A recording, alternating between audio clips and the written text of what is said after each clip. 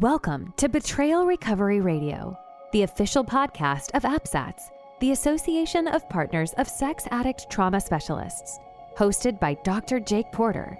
APSATS is a nonprofit organization providing professional training and compassionate support to partners affected by problematic sexual behavior and betrayal trauma. In each episode, Dr. Jake guides a conversation of enlightening insights and practical tools to empower those affected by sex addiction and betrayal trauma to use their voices and live their values. The mission of Betrayal Recovery Radio is to offer hope to those in need of healing and growth to those moving through grief. And now, here's your host, Dr. Jake Porter. Welcome to Betrayal Recovery Radio. I'm your host, Dr. Jake Porter. Welcome, welcome, welcome. We are glad that you are here. And today we're going to continue listening in on the presentation that I gave at the XPOSED conference in Portland, Oregon, earlier this year on the subject of betrayal trauma. Before I do that, I want to mention again, in case you haven't signed up for it yet, a few opportunities that are coming up here. I want to mention the multidimensional partner trauma model training. That is APSATS foundational keystone training that will be held November the 8th through 11th live online. If you are a helping professional and you have not yet taken this training, I want to strongly encourage you to do so. I did it several years ago. It is foundational to the work that I do. Later on in this year, on December the 2nd, Marie Krebs, another fantastic clinician, is going to do a workshop for helping professionals on how and when to refer to a higher level of care. You've got a client, goals aren't being met, treatment isn't seeming to work, and maybe there's just more that needs to be done, more than what you are capable of doing, what you've got the time or the capacity to do, the training to do. Marie is going to be talking about how to know when that's the case and what to do in those situations. That will be an online training sponsored by APSATS. So for more information on both of those opportunities, the multidimensional partner trauma model training and how and when to refer to a higher level of care, go to apsats.org. All right, today we are listening to part 2 of my lecture on betrayal trauma and how it forms, what's happening in the brain, how it's healed. And I do just want to say, as I mentioned last week before we played part 1, this was a faith-based event, and there are times where I use some language of faith. But if you're not a person of faith or not someone who identifies as a Christian, I want to strongly encourage you to go ahead and listen to this, because really the bulk of it is more clinical information that I think you'll find really helpful. All right. Hope you'll enjoy the final portion of my speech on betrayal trauma to the XPOSED conference. Now, what really happens when we're betrayed? What's really going on? So here's what happens. Every one of us here has something called an assumptive reality or assumptive world. Sometimes you'll see it that way in the literature. And your assumptive reality or your assumptive world, this is like your default programming, your default understanding of the world as it is. All right? And everybody's got one. And it doesn't mean it's perfect or all good. I mean, we know that there are bad things. So, but you take a partner who's being betrayed, but she doesn't know it or he doesn't know it, and they've got this assumptive reality about their lives. And our assumptive reality is largely built around the most important relationships in our lives. Okay? So she's got this assumptive reality that she knows, but there's also this hidden reality that she doesn't know. He knows it. And because he's able to compartmentalize so extremely well, which is probably rooted in trauma, that's a whole other talk. But he knows this hidden reality. She doesn't. She's operating on an assumptive reality that is incomplete, which means it's false, until worlds collide. Discovery happens in some way. Somehow she figures out. Now, in this moment, the human brain is wired so that even the perceived threat to a primary attachment relationship is experienced as a survival issue. So, she goes into fight or flight, frontal lobe largely offline, limbic driven, fight or flight. This is all about survival now. And when your frontal cortical activity goes down and you're limbic driven and you're in survival mode, you're in fight or flight, you don't care about nuance. Again, that's a frontal lobe, that's a cortical thing. Nuance, complexity, shades of gray, reflection. Let's pause and think about this. No, because everything is either good, bad, right, wrong, true, false, safe, dangerous, black, white. That's it. Okay? And so in this moment, what does her brain say about that black line? No. Not safe, not good, not right. This can't continue. Absolutely not. Something's got to change. Not doing that. You can't do that. That has to stop. Bad, bad, bad. Right? And if the gray line, if that assumptive reality allowed the black line to exist, what do I think about that? Not good, not safe, not true, not okay. So what's left? What's left? Nothing. Nothing. And that is a massive problem for the brain, whose job it is, number one, to keep you safe and alive. Because what is the best way to anticipate a future threat? By knowing the past.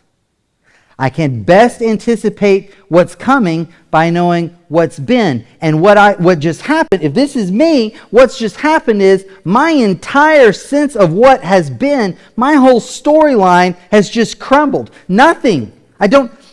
There's all this stuff I didn't know about. What I did think I knew, now I'm in a brain state that says none of that's true. I don't know reality. How can I be safe? How can I keep myself safe? How can I know how to make sure this doesn't happen again? How I'm not going to put myself back in harm's way? How do I know? And this is why betrayed partners begin to circle. Wait, but you were where? But I thought you said you were here. But what about this? But now how does this fit with that?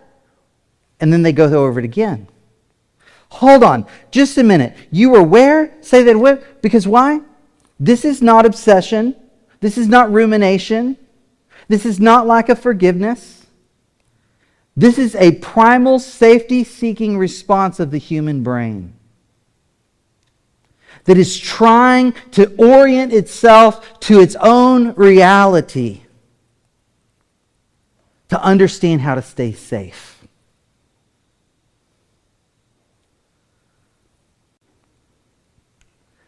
That's what's happened with betrayal that's suddenly discovered. That's the experience of the betrayed partner. And it's complex trauma because it's not just this one thing. It was what I now know you did on our honeymoon. What I now know you were doing at the birth of our first child. How I now understand you not wanting to have sex with me for months at a time. What I now know about what was really happening when I thought you were at work. All the question marks that I now have about what I don't know that I don't know. It's complex trauma. And so there's trigger after potential trigger after potential trigger. Layer upon layer upon layer.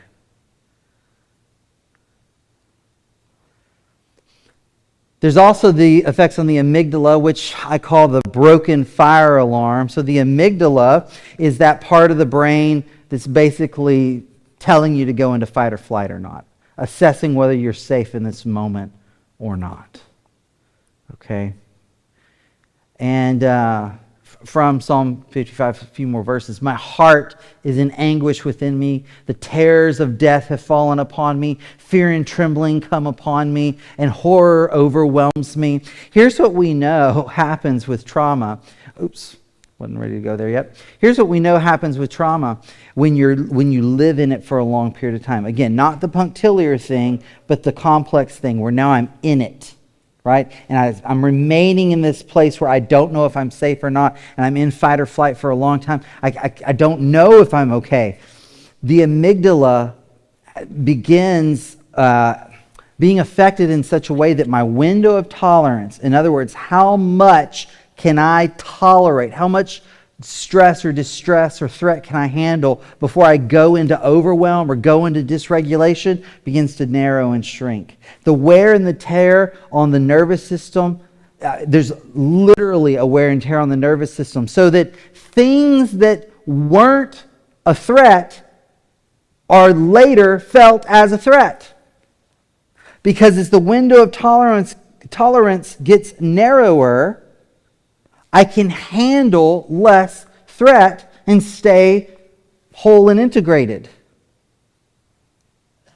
And so put these two together so far. So the corpus callosum functionality, that went down. So now I've got the trauma trigger time warp. And on top of that, a narrowing window of tolerance where I'm more sensitive to threat than I was. It's a torturous existence. It's an overwhelming existence. Now we're going to add to that this third component, and this is the hippocampus, how it affects the hippocampus. And I call this the dumped out file cabinet. Now this is where betrayal trauma is different from common, more standard PTSD. So in the Diagnostic Statistical Manual, again, if you're looking at just PTSD, one of the categories of symptoms is avoidance. So usually when you have PTSD, you avoid trying to think about the trauma. But with betrayal trauma, there's this, I've already mentioned it, the circling. Wait, but what? But how? But what? But how? And that is specifically the effect on the amygdala. I'm sorry, not the amygdala, the hippocampus. The hippocampus. And we know even more specific to that, the left hippocampus. All right? So think of the left hippocampus as like the file cabinet of your brain, where every memory you have of all your experiences get filed away in this file cabinet. And so there they are, and they sit in this sequence. And the sequence turns it into a story. The sequence gives each one individually some context, all right? And that context gives it meaning. So I'm going to mix my analogies, my metaphors here a little bit, and some of you youngins may not know what I'm talking about anymore. I had a 20-something couple in my office, and I tried to use this, and they just looked at me very strangely. But remember film strips? Right? Yeah. I remember film strips from school, and you'd load them up, and it's all these individual frames. Well, individually, it's just a still shot, but you put them in an order, and you run them, and it's a storyline. And so that's what this file cabinet kind of does, right? So I've got all my files. I've got them in order. This order creates a story with meaning. And thank you, Jeremy. And got it. Thanks. And so what happens when that black line is discovered? It's like someone grabs my file cabinet drawer, yanks it right out of the cabinet, dumps all the files onto the floor, then takes a whole stack of new files, really bad files, really painful files, throws them all in the mix. And now my hippocampus is going, where does this fit? Where does this fit? Wait, but this, where does this fit? Where does this fit? Where does this fit? Wait, but this. And this is why a trickle disclosure or a staggered disclosure is so devastating. Because a betrayed partner finally thinks, at least I've sequenced this piece of the story, and then all of a sudden one new thing comes out, all back on the floor again. They can't just stick it right in there. They don't know to trust you. You're going to tell them, it's just stick it right here. That's all it is. That's all there is to it. No! Back to the primal threat response, back to it all being on the floor. And so what you have is this over and over, a new trauma, a new trauma, a new trauma.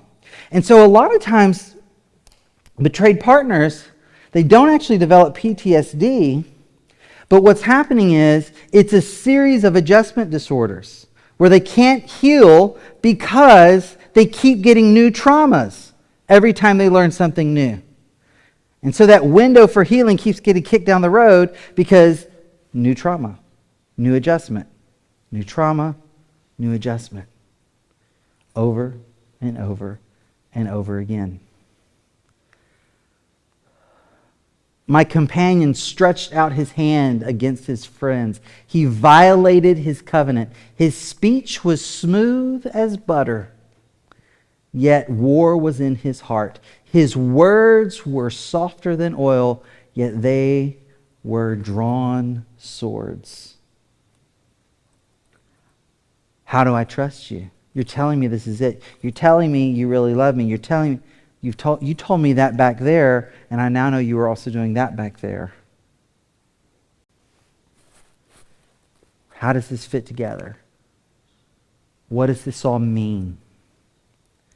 This is the experience of a partner who discovers betrayal. So how then do we actually help betrayed partners begin to heal? So in early treatment, safety and stability is essential to minimize trauma and the potential development of PTSD. And so again, this is a biophysiological issue. Remember what I said about that. This impacts capacity. And there's a literal impairment happening in the brain as a result of the trauma. Okay? You want to talk about forgiveness, which would be an ethical issue? You want to talk about forgiveness while their brain is in survival mode? No. No. They can't even go there. This is life or death. Full disclosure helps betrayed partners move from needing safety into being able to grieve.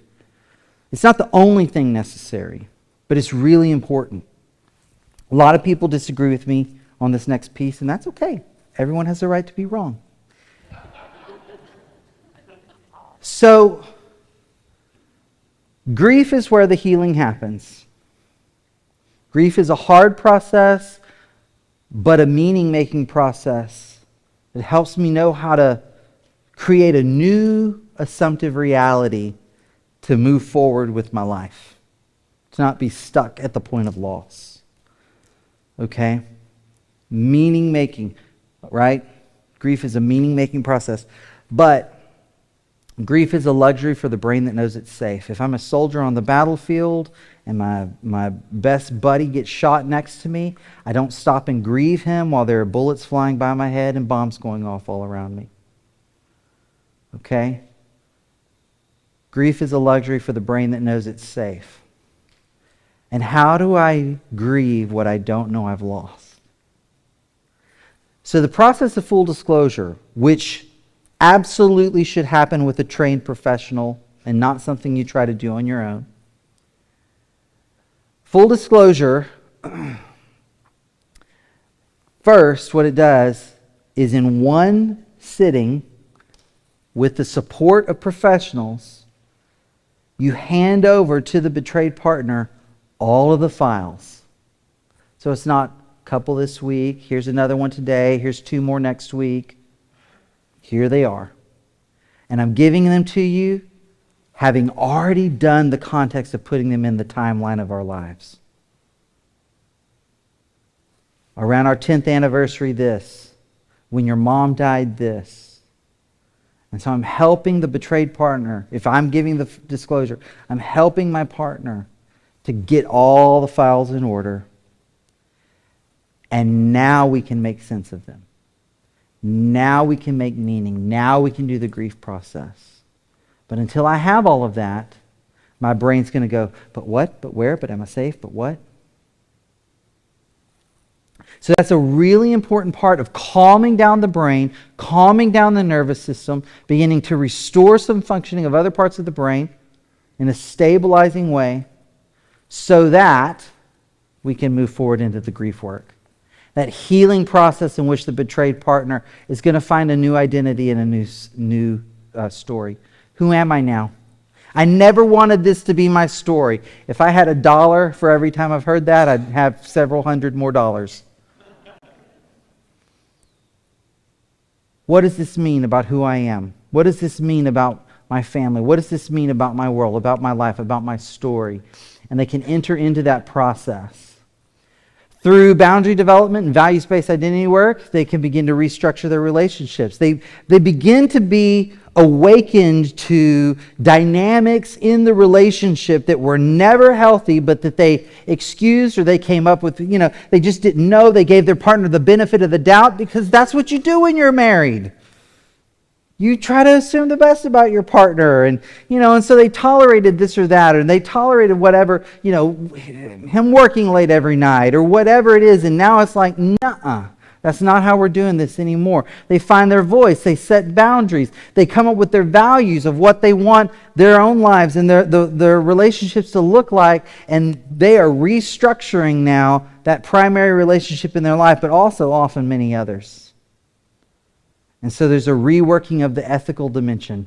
And through the whole process, we pray gently and encourage openness to meaning making through purpose finding and post-traumatic growth. In other words, I'm not going to say this the first day. Well, I might say this the first day I meet a betrayed partner. Hey, I know this feels like death to you. Your marriage is dead. I get it. We serve a God who raises the dead. And you may not feel that hope in this moment, but I will hold that hope for you until you're ready to hold it for yourself. That's what we're trying to do. So a few important takeaways here. Humans are complex beings. Should be an S there. And all aspects of our complexity, both body and soul, were created very good by God and are to be cared for and taken seriously. All of who we are. I mean, one of the things that I hope you're hearing as I teach you a little bit of the trauma stuff, the brain stuff, all of that, is like your body really matters. This is not just, I used to think before I learned all this stuff that our thoughts were just thoughts. Like, what's a thought? It's just a thought. But now I know that a thought is the result of electricity firing along certain neural pathways in my brain. So a thought is a thing. It's a thing in my body. Feelings are things. They're things in my body. And they matter. And your body was made good. This complexity of who we are is a good thing. It's a good thing. It's God's design. But both sexual addiction, more often than not, and betrayal trauma are rooted in attachment wounds and in these attachment traumas. Right? Think back to my example of chronic shame. That's a relational wounding there that's happened. Right? That causes the affect dysregulation, that I can't regulate my own affect. And so then what do? I turn to things on the outside to try to not feel this unpleasant whatever on the inside. That's an attachment issue. There's a great book that I would recommend, if you're into this, interested in this, actually 2 different books that I would recommend to you. One is called Addiction as an Attachment Disorder. Philip Flores is the author there, Addiction as an Attachment Disorder. And then there's one by Oliver Morgan, and I'm going to get the title slightly wrong, but it's something like Addiction, Attachment, Trauma, and Recovery. It's those 4 words in some order, okay? Oliver Morgan, I believe, is that author's name. And you just would not believe the research coming out right now that is showing the connection between attachment issues and addiction. Now, I'm not willing to say always. It's always rooted in an attachment issue. I'm not willing to say that. But the evidence is very clear that it very often is. So here we are, we're talking about sex addiction, and I'm saying to you that so often, at the root of it, it's an attachment issue. And now I've just told you that the experience of the betrayed partner is an attachment trauma, an attachment wound, right? So here's what that means. Both the addiction and the betrayal trauma are healed in and through reparative attachment experiences. That's how attachment ruptures are healed, is through attachment repairs. Attachment wounds are healed through the felt experience of secure attachment after that. And we know that this is true in the more traditional models of addiction recovery. So, within this room, I'm sure there's a diversity of opinion on things like 12-step programs, traditional ones or baptized ones, like Celebrate Recovery or that kind of thing, or just going the route of not 12-step based, but support groups. Are they peer-led, or do you have trained facilitators? Do you do it in the church, or should it be a para-ministry, to the church, or parachurch ministry? What's the right way to do it? Do you have to have a therapist? Do you have to do group therapy? Do you have to... there's lots of ideas, but here's the deal. I'm just going to talk about 12-step. And the reason why I'm going to talk about 12-step is because there's actual studies that support what I'm about to say. 12-step programs work? Well, it depends on how you set up the question. It's always about definition, right? What do you mean work? Well, if you just go to the meeting and you don't really participate, then no, it doesn't work. But if you commit yourself to the meetings and you prioritize those meetings and you get a sponsor and you tell that sponsor everything and you work the steps, they work. Now, what's going on there? What are, in clinical terms, what's the mechanism of action that is bringing about the healing? Attachment. Relationship. Knowing and being known. Not being shamed. Getting honest. And becoming a part of something larger than myself. And you can do those two things in a lot of places. It doesn't have to be a 12-step program. You can do those two things in a church support group. You can do those two things in group therapy. You can do those two things with an accountability partner. But you know what? You can do those two things, be completely honest, and become part of something larger than yourself in your marriage.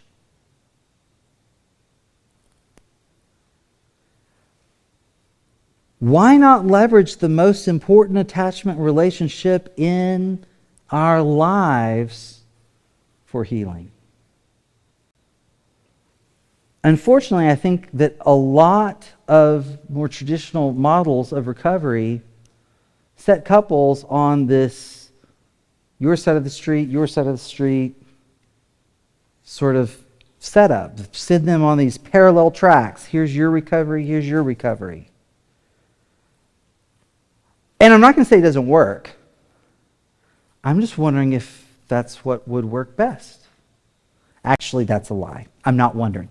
I happen to believe quite strongly that what works best, not in each and every single situation without exception, but by and large, if these two people want to save their marriage, what works best is to put that marriage at the center of the process.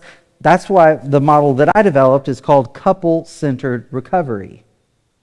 Couple-centered recovery. And at the end of the day, there will be a slide up with a QR code where you can scan that and see a free webinar on couple-centered recovery, and I go into depth on all of that. But basically, my claim is this.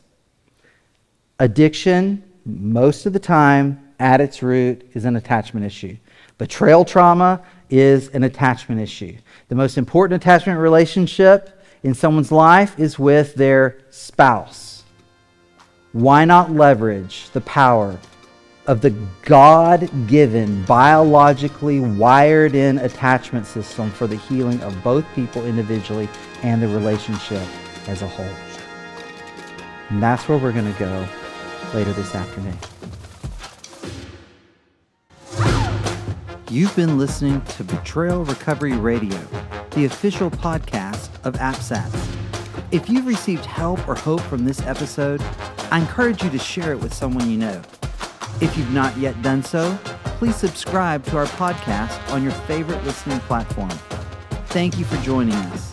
I'm Dr. Jake Porter, and you can always email me directly at jake@appsats.org. I'd love to hear your ideas, questions, or comments about the show. Until next time, keep choosing to use your voice and live your values. It's good for you and for this world.